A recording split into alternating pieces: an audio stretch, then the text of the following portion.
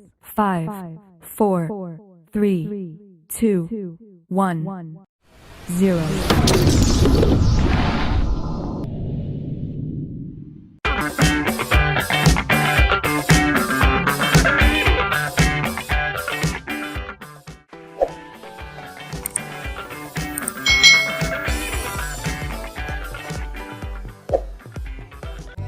Hai.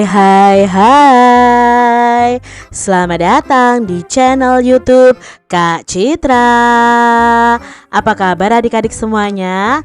Kak Citra berharap kalian dalam kondisi yang baik, sehat, dan siap untuk belajar ya. Hari ini kita akan belajar bersama-sama di tema 7 kepemimpinan, subtema 1 pemimpin di sekitarku, pembelajaran yang kedua.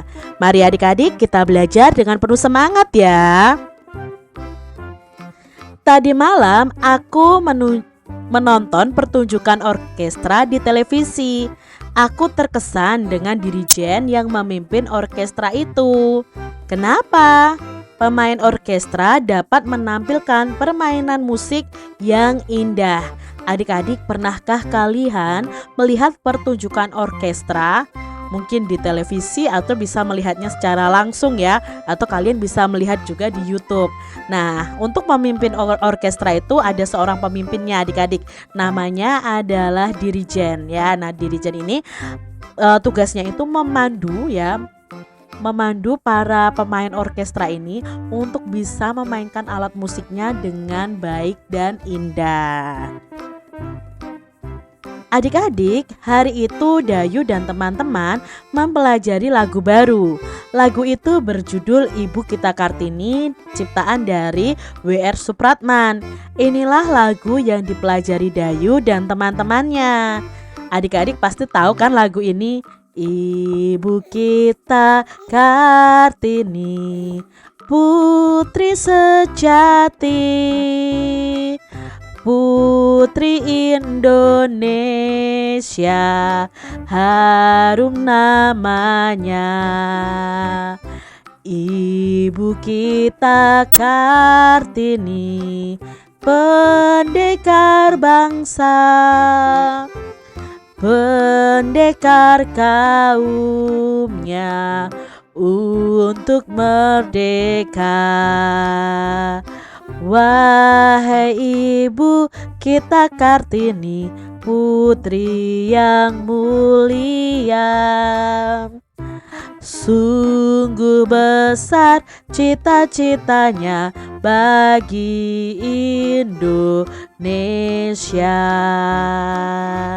Coba ya adik-adik, kalian berlatih lagu Ibu Kita Kartini ini. Mungkin bisa diiringi dengan musik ya, alat musik seperti gitar atau pianika atau keyboard atau organ ya. Kalian bisa menyanyikannya bersama dengan teman-teman kalian. Nah adik-adik, pada saat mereka menyanyikan lagu, setelah mereka menyanyikan lagu Ibu Kita Kartini tadi, ada seorang temannya yang membacakan pidato, memberikan pidato tentang Ibu Kartini. Yuk kita baca pidatonya. Assalamualaikum warahmatullahi wabarakatuh. Yang saya hormati teman-teman dan para hadirin semua. Hari ini merupakan hari yang bersejarah bagi kita semua. Tanggal 21 April adalah momen yang harus selalu kita syukuri. Kita mengenang perjuangan seorang pahlawan di masa lalu yang berusaha menjadikan perempuan mempunyai hak yang sama dengan kaum laki-laki. Puji syukur, marilah senantiasa kita ucapkan kepada Tuhan Yang Maha Esa atas segala karunia dan kesehatan, sehingga kita masih dapat memperingati dan memaknai peringatan Hari Kartini tahun ini. Kita semua tahu bahwa sosok R.A. Kartini memang sosok yang sangat mulia dengan kesabaran dan keteguhannya berjuang untuk harkat kaum wanita dan pendidikan Indonesia. Semangat dan ketekunan Ibu Kartini akhirnya membuahkan hasil. Beliau sukses mendirikan sebuah sekolah wanita dan mengajarkan ilmu pengetahuan dan keterampilan-keterampilan untuk meningkatkan peran wanita. Hari Kartini diperingati setiap tahun. Sebaiknya kegiatan ini bukan hanya sebagai seremonial, namun kita harus memaknai peringatan Hari Kartini. Dengan memahami makna Hari Kartini, para wanita Indonesia terus berupaya meningkatkan perannya demi kemajuan bangsa dan negara tanpa melupakan kodratnya sebagai seorang wanita. Semoga dengan peringatan ini akan muncul Kartini-Kartini generasi baru untuk terus berjuang, baik sebagai pejuang hak wanita maupun sebagai pondasi penting dalam kemajuan negara Indonesia di berbagai aspek.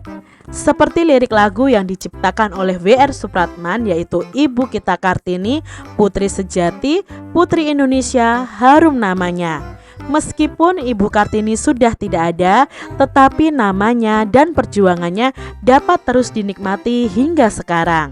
Semoga kita dapat menjaga hasil jerih payah perjuangan Ibu Kartini dan meneruskan perjuangan beliau dalam kehidupan. Sekian pidato dari saya.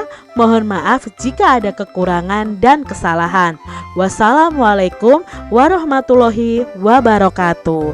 Nah, ini tadi pidato yang disampaikan oleh salah satu teman Udin adik-adik. Dari pidato ini kita jadi tahu bahwa isinya itu mengenai peran serta Ibu Kartini dalam perjuangan di Indonesia. Ibu kita Kartini itu pahlawan emansipasi wanita karena dia itu berjuang untuk membuat wanita itu harkat dan martabatnya itu sama dengan laki-laki. Nah, di sini adik-adik kita akan lebih jauh mempelajari tentang pidato. Nah, identifikasi info-info berdasarkan pidato itu. Kita akan identifikasi bersama pembicara pidato tadi dalam bacaan atau pidato tadi itu adalah yang berbicara adalah siswa. Nah, pendengarnya siapa? Siswa dan para hadirin yang datang. Tempat pidatonya di mana? Oh, di sekolah. Suasana saat disampaikannya pidato itu tenang mendengarkan pidato. Poin-poin penting isi pidatonya tadi adalah yang pertama ada salam pembukaan, lalu yang kedua ada pendahuluan, menyampaikan tentang sejarah tanggal 21 April ya, memperingati Hari Ibu Kita Kartini. Lalu di situ setelah ada salam pembukaan, ada pendahuluan, ada inti pidato. Intinya tentang apa? Intinya tentang memaknai Hari Kartini dengan meningkatkan peran wanita demi kemajuan bangsa. Berikutnya ada penutup dan terakhir ada salam penutup. Itu bagian-bagian penting dalam pidato. Adik-adik, pada pembelajaran 1 kita sudah membuat konsep pidato berdasarkan bacaan.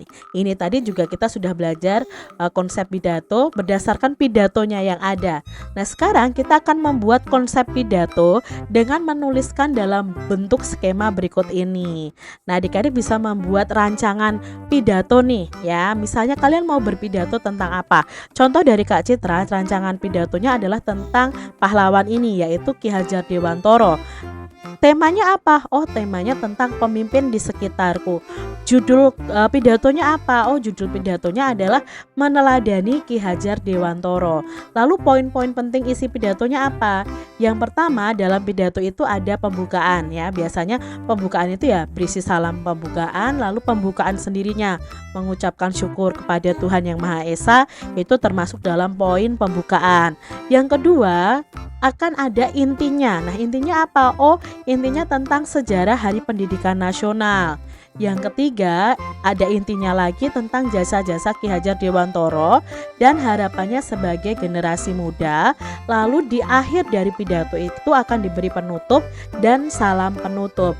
Kalian bisa membuat konsep rancangan pidato berdasarkan pemikiran kalian sendiri. Yang pasti ada pembukaan, ada isi pidato, dan ada penutup pada pidato. Raden Ajeng Kartini. Raden Ajeng Kartini ini lahir di Jepara tanggal 21 April 1879. Beliau ini berasal dari keluarga bangsawan Jawa. Kartini putri dari pasangan Raden Mas Adipati Aryo Sosroningrat dan M.A. Ngasirah. Beliau merupakan anak kelima dari 11 bersaudara. Kartini kecil berbeda dengan anak-anak perempuan di kampungnya. Ia mendapatkan kesempatan mengenyam pendidikan di sekolah yang bagus adik-adik. Kartini menempuh pendidikan di ELS ya, Europe Lager School, hingga usianya 12 tahun. Setelah itu ia dipingit di rumah, sesuai tradisi Jawa pada masa itu. Selama sekolah di ELS, Kartini ini belajar bahasa Belanda adik-adik. Karena bisa berbahasa Belanda, Kartini ini sering berkirim surat kepada teman-temannya di Belanda. Beberapa temannya yaitu Rosa Abed Danon dan Estel atau Stella Zihandiler ya. Nah, Kak Cira mungkin salah bacanya atau bagaimana ya. Kalian bisa lihat di sini ya, atau Stella ya. Ini teman-temannya yang dari Belanda. Surat-surat yang ditulisnya lebih banyak berisi keluhan-keluhan tentang kehidupan wanita pribumi yang sulit untuk maju. Kebiasaan wanita harus dipingit dan tidak bebas menuntut ilmu diungkapkan dalam surat-surat Kartini ini. Jadi zaman dahulu seorang wanita itu tidak boleh sekolah adik-adik. Mereka itu ya hanya di rumah mengerjakan bagian dapur seperti itu.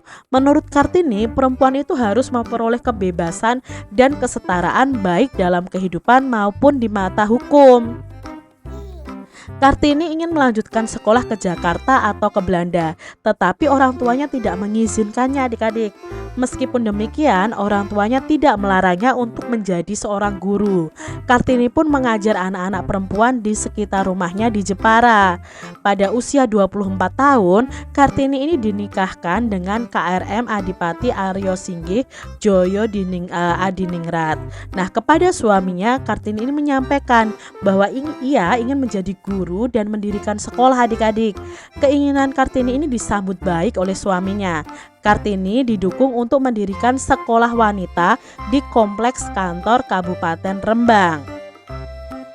Setahun menikah, Kartini ini dikaruniai seorang anak laki-laki bernama Susalit Joyo Adiningrat yang lahir pada tanggal 13 September 1904. Namun 4 hari setelah melahirkan, Kartini ini meninggal dunia pada 17 September 1904 dalam usia 25 tahun. Ia dimakamkan di Desa Bulu, Kabupaten Rembang, Jawa Tengah. Meski sudah meninggal adik-adik, perjuangan Kartini lewat surat-suratnya memiliki arti penting bagi kedudukan wanita Indonesia. Berdasarkan surat-suratnya itu, terbitlah buku Habis Gelap Terbitlah Terang. Berkat jasanya, R.A. Kartini ditetapkan sebagai salah satu pahlawan nasional Indonesia. Hingga hari ini setiap tanggal 21 April kita memperingati Hari Kartini untuk mengenang jasa-jasa Ibu R.A. Kartini. Itu tadi sekilas informasi mengenai Raden Ajeng Kartini, salah satu pahlawan nasional perempuan Indonesia ya, sangat berjasa untuk Indonesia adik-adik. Di sini ada beberapa pertanyaan yang akan kita jawab bersama-sama. Informasi penting apa tentang Raden Ajeng Kartini yang kita dapat dari bacaan tadi? Nah, informasinya yang pertama adalah tentang kelahiran Raden Ajeng Kartini di Jepara tanggal 21 April 1879. Yang kedua, Kartini ini sempat menempuh pendidikan di ELS hingga usianya 12 tahun. Lalu Kartini mengajar anak-anak perempuan di sekitar rumahnya di Jepara. Dan pada usia 20 tahun dia menikah ya dengan Adipati Aryo Singgih Joyo Adiningrat. Lalu Kartini meninggal tanggal 17 September 1904 dalam usia yang ke-25 tahun. Surat-suratnya kepada teman-temannya di Belanda itu akhirnya dibuat buku menjadi buku Habis Gelap Terbitlah Terang. Lalu setiap tanggal 21 April kita memperingati Hari Kartini itu untuk mengenang jasa dari Ibu R.A. Kartini. Sikap-sikap apa yang dapat kita teladani dari Raden Ajeng Kartini? Nah, sikap dari Raden Ajeng Kartini yang bisa kita teladani nih adik-adik, dia itu peduli terhadap sesama, apalagi terhadap kaum perempuan. Raden Ajeng Kartini ini sangat peduli sekali adik-adik. Beliau itu semangat belajar. Dia itu penuh semangat, tidak bosan untuk belajar.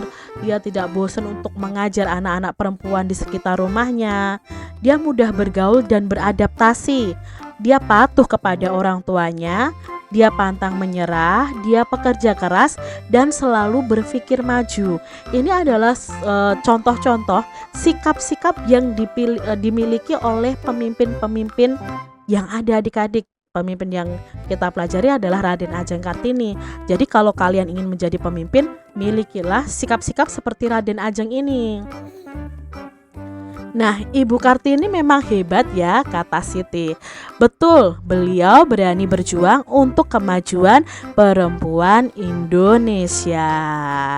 Adik-adik, apa perbedaan fisik perempuan sebelum dan setelah masa pubertas? Nah, ini sebelum masa pubertas, ini sesudah masa pubertas. Apa ya perbedaannya? Yuk kita ingat-ingat lagi perbedaannya. Sebelum pubertas, biasanya suara perempuan itu belum melengking, tetapi setelah pubertas suaranya akan melengking. Lalu sebelum pubertas untuk anak perempuan itu pinggulnya belum membesar atau melebar. Sedangkan saat pubertas atau setelah pubertas itu pinggulnya akan membesar dan melebar. Sebelum masa pubertas itu biasanya anak-anak belum tumbuh rambut di sekitar ketiak atau alat kelaminnya. Tetapi ketika sudah masa pubertas akan tumbuh rambut di sekitar ketiak dan alat kelaminnya. Sebelum pubertas biasanya dada belum membesar untuk anak-anak perempuan. Tetapi setelah pubertas dada dan payudara kita akan membesar adik-adik. Dan sebelum pubertas itu belum ada jerawat biasanya ya.